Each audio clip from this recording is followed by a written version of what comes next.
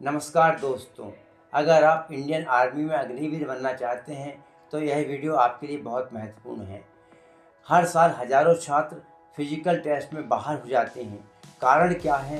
कारण है गलत तैयारी, गलत जानकारी और सही रणनीति का अभाव।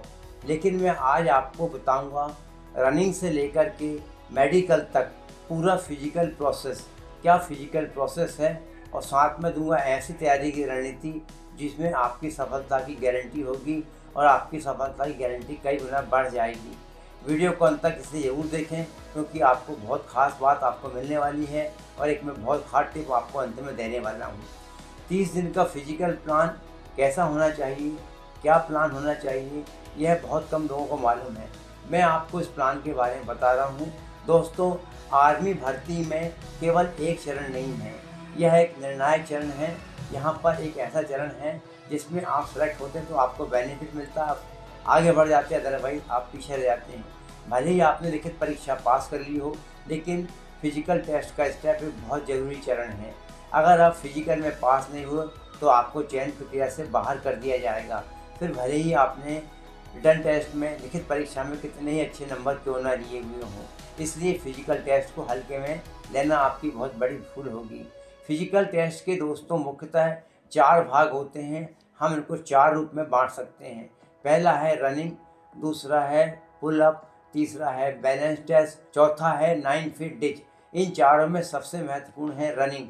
रनिंग में आपको बहुत अच्छी प्रैक्टिस होना चाहिए। आपको 1600 मीटर की रनिंग करना है। अब ये रनिंग कैसी होगी? यह रनिंग होती है ग्रुप के हिसाब से। पहले ग्रुप में 5 मिनट 30 सेकेंड में स्टूडेंट 1600 मीटर की दूरी तय करते हैं। दूसरे ग्रुप के अंतर्गत स्टूडेंट 5 मिनट 45 सेकेंड में दूरी 1600 मीटर की पूरी करते हैं। यहाँ पर आपको जो अंक मिलते हैं वो इसके आधार पर मिलते हैं। यदि आप 5 मिनट 30 सेकेंड में पूरी करते हैं आपको अधिक अंक मिलते हैं, और 5 मिनट 45 सेकेंड में पूरी करते हैं तो आपको कम अंक मिलते हैं। लेकिन ध्यान रखें, इससे अधिक समय आप लेंगे तो आपका बहुत ज़्यादा समय लगेगा और आप हो सकता है बाहर हो जाएँ। इसलिए आपको रनिंग की तैयारी कैसे करना है मैं आपको इसके बारे में बता देता हूँ कि आपको सही तरीका क्या है। तो सबसे पहले 5 मिनट आप पहले वार्म अप करें, फिर धीरे धीरे दौड़ना शुरू करें। सबसे पहले 400 मीटर दौड़ें, उसके बाद 800 मीटर, फिर अंतिम 400 मीटर की दूरी स्पीड से तय करें। यह तकनीक आपकी स्टेमिना और आपकी स्पीड दोनों बढ़ाएगी, दोनों बेनिफिट देगी। दोस्तों, रनिंग के बाद अगला चरण होता है पुल अप का। तो आपको पुल अप भी करना है। पुल अप पे आपको अंक मिलते हैं। 10 पुल अप करते हैं आपको 10 पुल अप पे 40 अंक मिलते हैं। 9 पुल अप पे 33 अंक मिलते हैं। 8 पुल अप पे 27 अंक 27 मार्क्स मिलते हैं। 7 पुल अप पे आपको 21 अंक मिलते हैं। 6 पुल अप पे आपको 16 अंक मिलते हैं। 6 से कम पुल अप पर आपको कोई अंक नहीं मिलता है, आप अयोग्य हो सकते हैं। इसलिए 6 से कम पुल अप ना करें। मैं तो कहूँगा आप अधिकतम पुल अप करें। अब आप कैसे करेंगे इनको? तो सबसे पहले रोज़ 3 सेट कर लें। शुरुआत में जितना हो सके उतना करें, धीरे धीरे संख्या बढ़ाएं। पुल अप को एकदम से 15 या 20 करने की कोशिश ना करें। मैं आपको यहाँ एक महत्वपूर्ण टिप दे देता हूँ कि पुल अप करते समय शरीर आप सीधा रखें, अपने शरीर को झटका ना दें।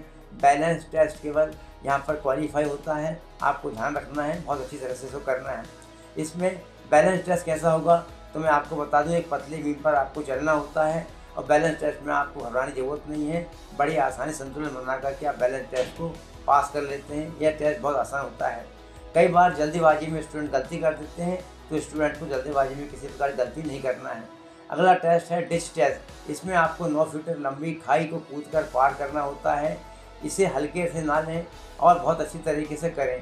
पहले हल्का रन लें, दौड़ें, फिर दोनों पैर से कूदें और जोर लगा के कूदें, आगे की ओर झुकें, जिससे आप यहाँ पर क्वालिफाई कर पाएंगे और आप टेस्ट अच्छी तरह से ये दे पाएंगे।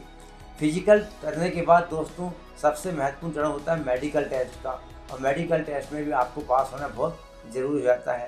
तो स्टूडेंट मेडिकल टेस्ट में बाहर हो जाते हैं, ध्यान रखें आपको मेडिकल भी करना है। आपको सबसे बड़ी बात मेडिकल में मैं आपको बता दूं कि आपके फ्लैट फुट नहीं होना चाहिए, आपके नॉक नी नहीं होना चाहिए। आप ध्यान रखें इस चीज़ का। आँखों की रोशनी आपकी सही होना चाहिए। ये सब चीज़ें मेडिकल के अंतर्गत आती हैं, इसलिए आप ध्यान रखें।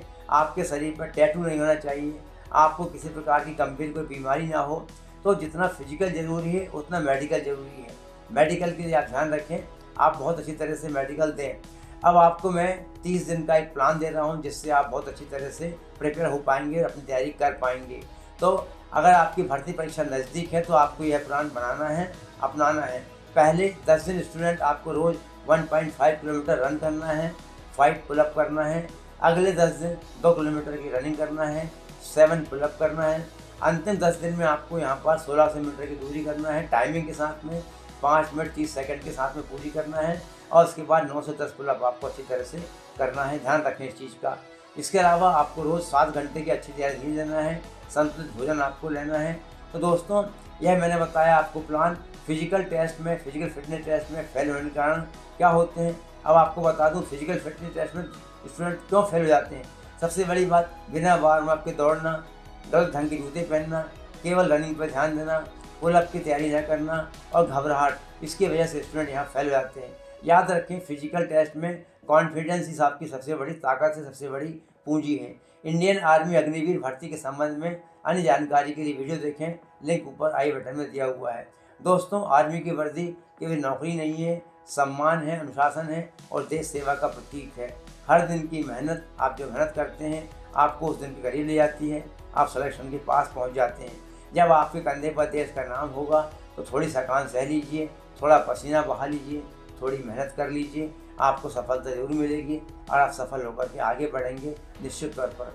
अगर दोस्तों सच में आप अग्निवीर 2026 की तैयारी कर रहे हैं तो इस वीडियो को लाइक करें और कमेंट में लिखें, जय हिंद, मैं तैयार हूँ। मुझे पता लगेगा कि आपकी तैयारी वास्तव में अच्छी तरह से हो रही या नहीं। इसी के साथ साथ इस चैनल को सब्सक्राइब कर लें और बेल आइकन दबाना ना भूलें, ताकि हमारे नए वीडियो की नोटिफिकेशन सबसे पहले आप तक पहुंच जाए। अगले वीडियो में आपसे फिर मिलता हूं एक नई जानकारी के साथ। तब तक के लिए आपसे विदा चाहता हूं। जय हिंद।